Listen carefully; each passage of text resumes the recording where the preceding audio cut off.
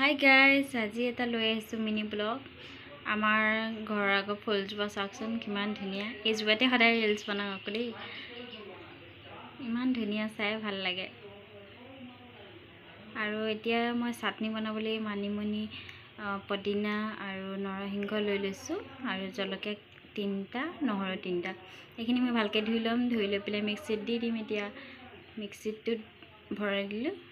এতিয়া মিক্সিত দিম ধুনীয়াকৈ আৰু নিমখ দি দিম, জলকীয়া নহৰুকেইটা দি দিম আৰু ধনিয়া কেইটামানো দিছোঁ লগতে। তেতিয়া খাই ভাল লাগিব আৰু গোন্ধটো আহিব। আৰু কাৰেণ্টটো নাই মানে, সেইকাৰণে আকৌ মই পটাখনতে মানে পিচিছোঁ আৰু ধুনীয়াকৈ। এয়া চাওকচোন ইমান ধুনীয়া মিহি হৈ গ'ল